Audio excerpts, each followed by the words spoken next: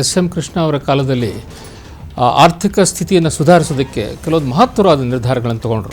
ಸರ್ಕಾರಕ್ಕೆ ಬರ್ತಕ್ಕಂಥ ಒಂದು ರೆವಿನ್ಯೂ ಇಮ್ಮಡಿ ಆಯಿತು. ಖಜಾನೆಯ ಒಂದು ಆಪರೇಷನ್ಸ್ನ ಸ್ಟ್ರೀಮ್ಲೈನ್ ಮಾಡಿ ಕಂಪ್ಯೂಟರೈಸ್ ಮಾಡಿದ್ದು ಕೃಷ್ಣ ಅವರ ಕಾಲದಲ್ಲಿ. ಯಾವ್ಯಾವ ಭ್ರಷ್ಟಾಚಾರ ಪ್ರಕರಣಗಳು ಆಗ ಸಾಕಷ್ಟು ಸದ್ದು ಮಾಡಿ 20 ಕೋಟಿಯನ್ನು ಸರ್ಕಾರ ತಗೊಂಡಿದ್ದು ಅಬ್ದುಲ್ ಕರೀಂ ತೆಲಗಿ ಅನ್ನುವ ಸ್ಟ್ಯಾಂಪ್ ಪೇಪರ್ ಕಿಂಗ್ ಪಿನ್ನಿಂದ. ಸಾಂಗ್ಲಿಯಾನ್ ಅವರು ಈ ಆಪರೇಷನ್ ಮಾಡೋಕ್ಕೆ ಬದಲು ಮುಖ್ಯಮಂತ್ರಿ ಕೃಷ್ಣ ಅವ್ರಿಗಾಗಲಿ ಹೋಮ್ ಮಿನಿಸ್ಟರ್ ಮಲ್ಲಿಕಾರ್ಜುನ ಖರ್ಗೆ ಅವ್ರಿಗಾಗಲಿ ಹೇಳಿರಲ್ಲ. ಬೆಂಗಳೂರು ಸಿಟಿನಲ್ಲಿ ಪೋಸ್ಟರ್ಸ್ ಅಂಟಿಸ್ತಾರೆ ಇವರ ವಿರುದ್ಧ. ಇವರು ದಲಿತ ಸತಿಗಾರಿಯಾಗಿ ಇವೆಲ್ಲ ಮಾಡ್ತಾರೆ. ಸ್ನೇಹಿತರೆ ನಮಸ್ಕಾರ, ಹೊಸದಿಗಂತ ಡಿಜಿಟಲ್ ಚಾನಲ್ಗೆ ಸ್ವಾಗತ. ಫ್ಲ್ಯಾಶ್ಬ್ಯಾಕ್ ಕಾರ್ಯಕ್ರಮದಲ್ಲಿ ನಾವು ಎಸ್.ಎಂ. ಕೃಷ್ಣ ಅವರ ಆಡಳಿತದ ಸಂಪೂರ್ಣ ವಿವರವನ್ನು ನಿಮ್ಮ ಮುಂದೆ ಇಡುವಂಥ ಪ್ರಯತ್ನವನ್ನು ಮಾಡ್ತಾ ಇದ್ದೀವಿ. ಇವತ್ತು ಕೂಡ ಎಸ್.ಎಂ. ಕೃಷ್ಣ ಅವರ ಆಡಳಿತವನ್ನು ನಿಮ್ಮ ಮುಂದೆ ಇಡುವಂಥ ಪ್ರಯತ್ನವನ್ನು ಮಾಡ್ತಾ ಇದ್ದಾರೆ ಹಿರಿಯ ಪತ್ರಕರ್ತರಾದಂಥ ಪಿ. ರಾಮಕೃಷ್ಣ ಉಪಾಧ್ಯಾಯರು.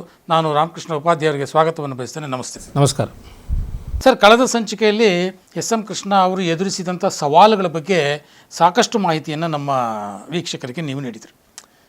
ನಾನು ಕೇಳಿದ ಹಾಗೆ ಎಸ್.ಎಂ. ಕೃಷ್ಣ ಅವರು ಹಣಕಾಸಿನ ವಿಚಾರದಲ್ಲಿ ಒಂದಷ್ಟು ರಿಫಾರ್ಮ್ಸನ್ನು ತಂದರು ರಾಜ್ಯದಲ್ಲಿ ಎನ್ನುವಂಥ ಮಾತುಗಳು ನಾನು ಅಲ್ಲಲ್ಲಿ ಓದಿದ್ದು. ಏನು ಹಣಕಾಸಿನ ವಿಚಾರದಲ್ಲಿ ಯಾವ ರಿಫಾರ್ಮ್ಸನ್ನು ತಂದರು, ಅದು ಯಾವ ಕ್ಷೇತ್ರದಲ್ಲಿತ್ತು ಅಂತ? ಎಸ್.ಎಂ. ಕೃಷ್ಣ ಅವರ ಕಾಲದಲ್ಲಿ ಆರ್ಥಿಕ ಸ್ಥಿತಿಯನ್ನು ಸುಧಾರಿಸೋದಕ್ಕೆ ಕೆಲವೊಂದು ಮಹತ್ತರವಾದ ನಿರ್ಧಾರಗಳನ್ನು ತಗೊಂಡ್ರು.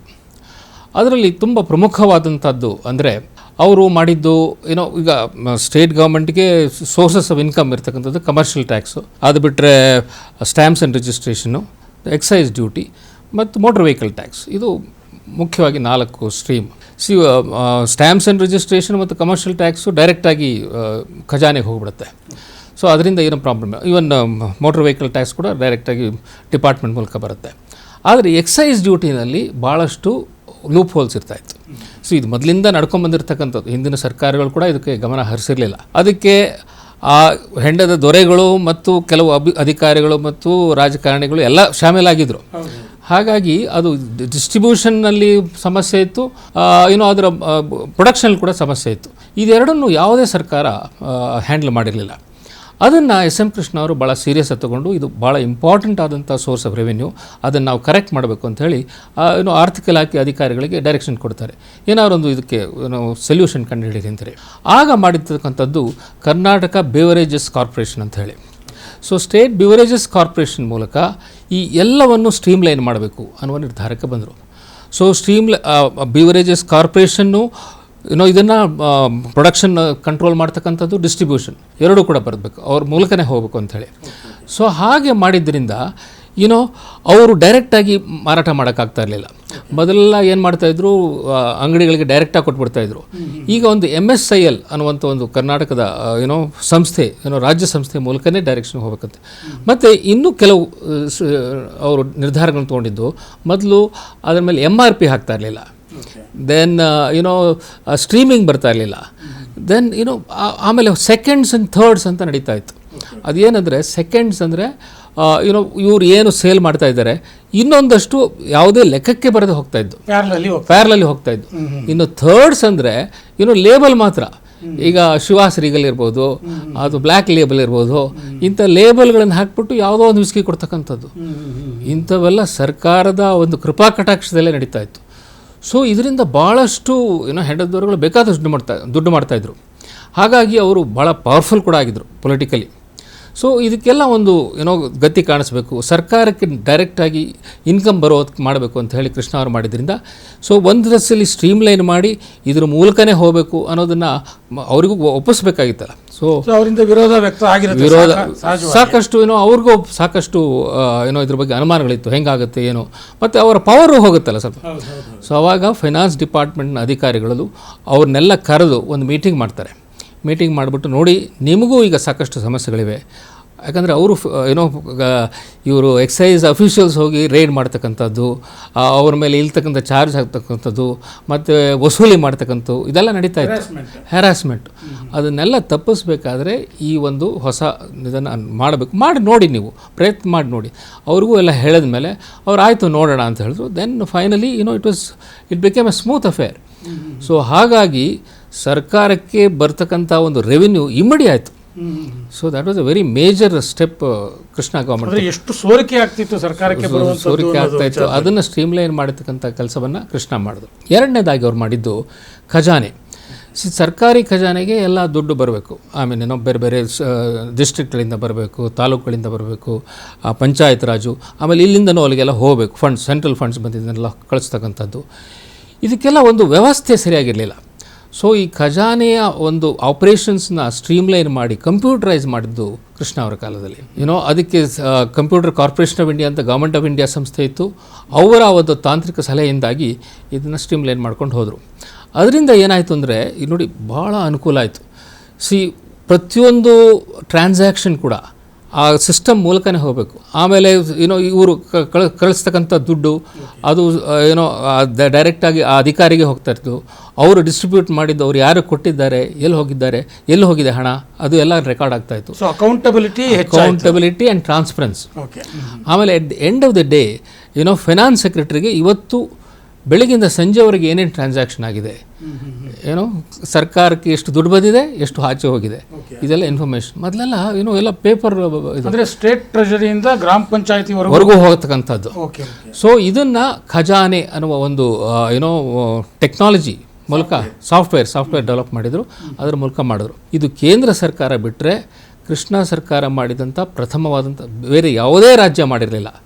ಸೊ ಆ ಒಂದು ಮಾಡಿದ್ದು ಕೂಡ ಕೃಷ್ಣ ಅವರ ಸರ್ಕಾರದ ಒಂದು ಗರಿಮೆ ಅಂತಲೇ ಹೇಳ್ಬೋದು. ಅಂದರೆ ಭಾಳ ದೊಡ್ಡ ಮಟ್ಟದಲ್ಲಿ ಟ್ರಾನ್ಸ್ಪರೆನ್ಸಿ ಅನ್ನೋದು ನಮಗೆಲ್ಲ ಗೊತ್ತೇ ಇದೆ. ರಾಜೀವ್ ಗಾಂಧಿಯವರು ಹೇಳಿದರು, ₹100 ಬಿಡುಗಡೆ ಆದರೆ ಕೊನೆಯ ವ್ಯಕ್ತಿಗೆ ಸಿಗೋದು ₹15, ₹13 ಅಂತ. ಸೊ ಆ ನಿಟ್ಟಿನಲ್ಲಿ ಕೃಷ್ಣ ಅವರ ಒಂದು ಈ ರೀತಿಯ ರಿಫಾರ್ಮ್ಸ್ಗಳು ಸಾಕಷ್ಟು ಒಳಿತನ್ನು ಮಾಡಿದೆ. ಆದರೂ ಸಹ ಕೃಷ್ಣ ಸರ್ಕಾರ ಹೀನಾಯವಾಗಿ ಸೋಲ್ತು. ಇದಕ್ಕೆ ಸಾಕಷ್ಟು ಭ್ರಷ್ಟಾಚಾರದ ಪ್ರಕರಣಗಳು ಆಗ ರಾಜ್ಯದಲ್ಲಿ ನಡೆದಿದ್ದೇ ಕಾರಣ ಅಂತ ಅನಿಸುತ್ತೆ. ಯಾವ್ಯಾವ ಭ್ರಷ್ಟಾಚಾರ ಪ್ರಕರಣಗಳು ಆಗ ಸಾಕಷ್ಟು ಸದ್ದು ಮಾಡ್ತು ಅಂತ ನೋಡಿ. ಕೃಷ್ಣ ಅವರು ಅಧಿಕಾರಕ್ಕೆ ಬಂದಾಗ 1-2 ವರ್ಷ ಒಳ್ಳೆ ಕೆಲಸಗಳು ಮಾಡಿದ್ರು. ನಾವು ಈಗಾಗಲೇ ಮಾತಾಡ್ದಂಗೆ ಇನ್ಫ್ರಾಸ್ಟ್ರಕ್ಚರ್ ಡೆವಲಪ್ ಮಾಡ್ತಕ್ಕಂಥದ್ದು ಮತ್ತು BTಗೆ ಭಾಳಷ್ಟು ಪ್ರೋತ್ಸಾಹ ಕೊಟ್ಟು ಅವರೆಲ್ಲ ವಾಪಸ್ ಬಂದು ಇಲ್ಲಿ ಇನ್ವೆಸ್ಟ್ಮೆಂಟ್ ಮಾಡ್ತಕ್ಕಂಥದ್ದು, ಇದನ್ನೆಲ್ಲ ಮಾಡಿದರು. ಇದ್ರ ಜೊತೆಗೆ 2 ವರ್ಷದ ನಂತರ ಒಂದು ರೀತಿ ಕೃಷ್ಣ ಅವರ ಇನ್ನೊಂದು ಮುಖ ಕೂಡ ಕಾಣಿಸಕ್ಕೆ ಶುರು ಆಯಿತು. ಅದು ಬಿಗಿನಿಂಗಲ್ಲಿ ಅವರು ಹೇಳಿದರು, ನಮ್ಮ ಸರ್ಕಾರ ಭ್ರಷ್ಟಾಚಾರದ ವಿರುದ್ಧ ಸಮರ ಸಾರುತ್ತೆ ಅಂತೇಳಿ. ಆದರೆ ಒಂದೊಂದೇ ಇನ್ಸಿಡೆಂಟು ಆಚೆ ಬರಲಿಕ್ಕೆ ಶುರು ಆಯಿತು. ಮೊದಲನೇದಾಗಿ ನಾವು ಈಗಾಗಲೇ ನೋಡಿರ್ತಕ್ಕಂಥ ಹಾಗೆ ರಾಜ್ಕುಮಾರ್ ಅವರು ಕಿಡ್ನ್ಯಾಪ್ ಆಗಿದ್ದಾಗ ಒತ್ತೆ ಹಣ ಕೊಡಬೇಕಾಗಿರುತ್ತೆ. ಅದಕ್ಕೊಂದು 20 ಕೋಟಿ ಬೇಕಾಗಿರುತ್ತೆ. ಆ 20 ಕೋಟಿ ಎಲ್ಲಿಂದ ತಂದರು ಅನ್ನೋದನ್ನು ನಾವು ಈಗಾಗಲೇ ನೋಡಿದ್ದೀವಿ. ಸಂಗ್ರಾಮ್ ಸಿಂಗ್ ಅವರು ಬಹಿರಂಗ ಮಾಡಿದರು. ಸೊ 20 ಕೋಟಿಯನ್ನು ಸರ್ಕಾರ ತಗೊಂಡಿದ್ದು ಅಬ್ದುಲ್ ಕರೀಂ ತೆಲಗಿ ಅನ್ನುವ ಸ್ಟ್ಯಾಂಪ್ ಪೇಪರ್ ಕಿಂಗ್ ಪಿನ್ನಿಂದ. ಅವನು ಸ್ಟ್ಯಾಂಪ್ ಪೇಪರ್ನಲ್ಲಿ ಭಾಳಷ್ಟು ಹಗರಣಗಳನ್ನು ಮಾಡಿರ್ತಾನೆ.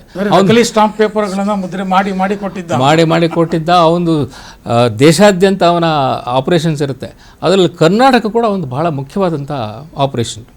ಸೊ ಅವನ ಮೂಲಕ ಕೊಟ್ಟಿರ್ತಾರೆ. ಆ ತೆಲುಗಿಯವನ್ನ ಅರೆಸ್ಟ್ ಮಾಡಿದ್ದು ಕೂಡ ಭಾಳ ಇಂಟ್ರೆಸ್ಟಿಂಗ್ ಇದು. ಇವರ ಸರ್ಕಾರ ಅಧಿಕಾರಕ್ಕೆ ಬಂದಾಗಲೇ ಸಾಂಗ್ಲಿಯಾನ ಅವರು ಕೂಡ HT ಸಾಂಗ್ಲಿಯಾನ ಅಂತೇಳಿ ಸೂಪರ್ ಕಾಪ್ ಅಂತ ಕರಿತೀವಿ ನಾವು, ಅವರು ಕಮಿಷನರ್ ಆಗಿದ್ದರು ಬೆಂಗಳೂರು ಸಿಟಿಗೆ.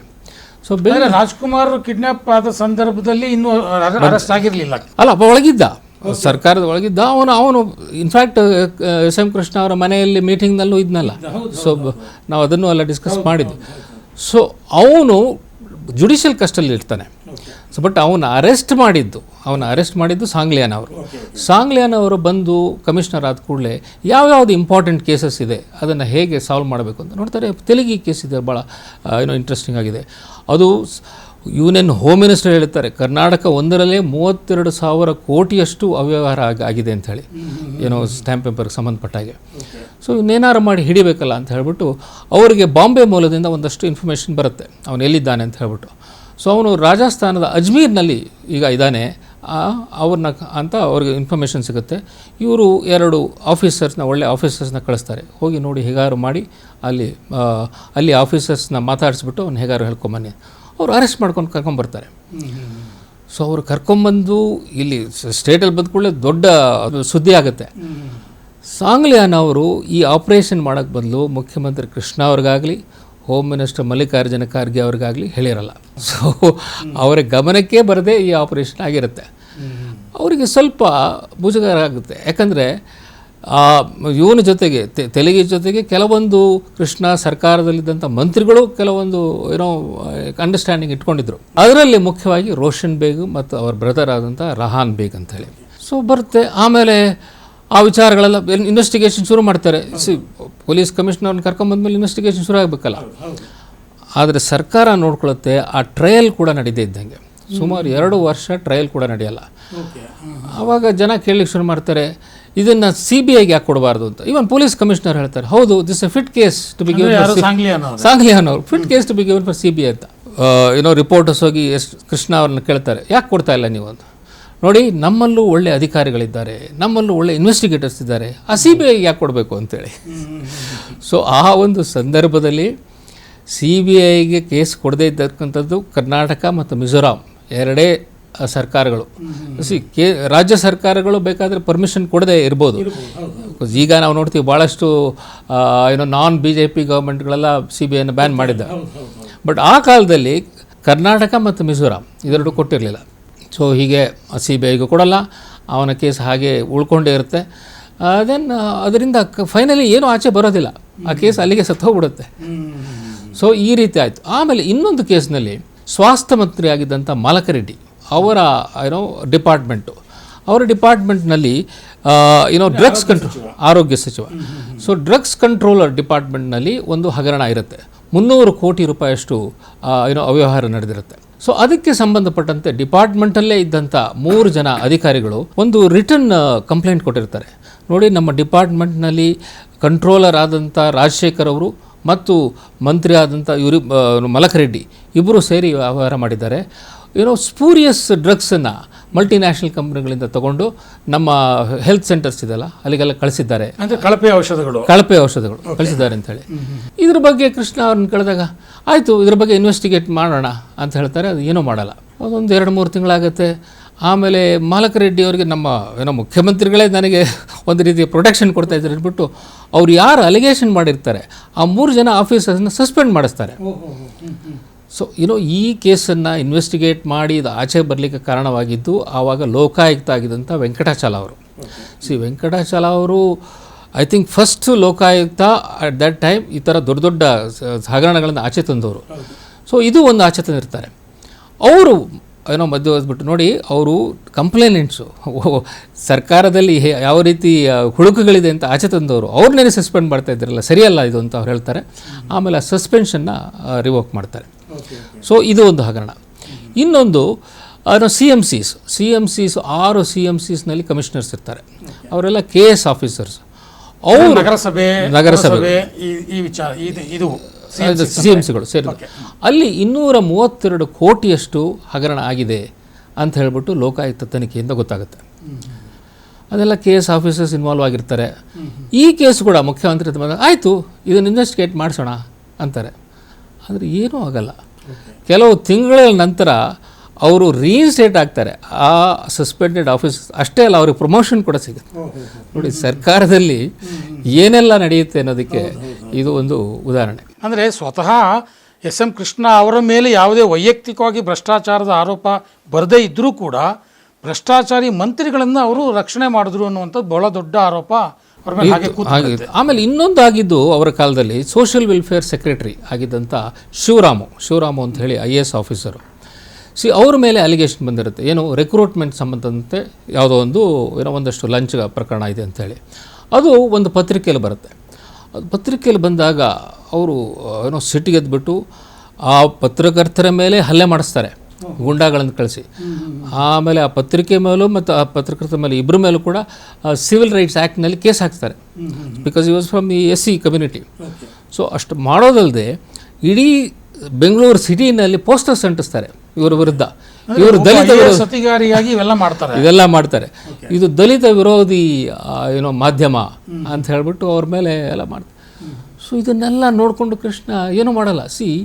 If there is any truth in it he should have taken action. ಅದು ಏನೂ ಮಾಡಲ್ಲ. ಅಫ್ಕೋರ್ಸ್ ಹಾಗೆ ಅಧಿಕಾರಿನೂ ತಮ್ಮ ಕೆಲಸವನ್ನು ಮಾಡ್ಕೊಂಡು ಹೋಗ್ತಾರೆ. ಇದರಿಂದ ಏನೂ ಆಚೆ ಬರೋದಿಲ್ಲ. ಸೊ ಇಂಥ ಎಲ್ಲ ಹಗರಣಗಳು ಕೂಡ ಸೊ ಅವಾಗ ಪತ್ರಕರ್ತರ ವಲಯದಲ್ಲಿ ಪತ್ರಕರ್ತರ ವಲಯದಲ್ಲಿ ಭಾಳಷ್ಟು ಅದು ಸಂಚಲನ ಮೂಡಿಸ್ತು. ಅವರು ಪ್ರೊಟೆಸ್ಟ್ ಮಾಡ್ತಾರೆ. ಆಮೇಲೆ ಪ್ರೊಟೆಸ್ಟ್ ಮಾಡಿಬಿಟ್ಟು ಎಸ್ ಎಂ ಕೃಷ್ಣ ಅವ್ರ ಹತ್ರ ಹೋಗ್ತಾರೆ. ನೋಡಿ, ಇದು ಸರಿಯಲ್ಲ, ನಿಮ್ಮ IAS ಅಧಿಕಾರಿ ಒಬ್ಬರು ಈ ರೀತಿ ಮಾಡ್ತಾ ಇರ್ತಕ್ಕಂಥದ್ದು, ಅವ್ರ ಮೇಲೆ ಅಲಿಗೇಷನ್ ಇದೆ ಅಂತ ಹೇಳ್ಬಿಟ್ಟು ಲೋಕಾಯುಕ್ತ ಕೊಟ್ಟಿರ್ತಕ್ಕಂಥದ್ದು, ಅದನ್ನು ಇನ್ವೆಸ್ಟಿಗೇಟ್ ಮಾಡಿಸಿ, ಅದನ್ನು ಅದರಲ್ಲಿ ಸರಿಯೋ ತಪ್ಪು ನೋಡಿಬಿಟ್ಟು ನೀವು ಕ್ರಮ ತೊಗೊಳ್ಬೇಕು ಹೊರತು ಅದು ಬಿಟ್ಬಿಟ್ಟು ನೀವು ಅವರು ದಾಳಿ ಮಾಡ್ತಾ ಇದ್ದರೆ, ಪತ್ರಿಕೆಗಳ ಮೇಲೆ ದಾಳಿ ಮಾಡ್ತಾ ಇದ್ದರೆ ನೀವು ಸುಮ್ಮನೆ ಕೂತ್ಕೊಂಡು ಸರಿಯಲ್ಲ ಅಂತ.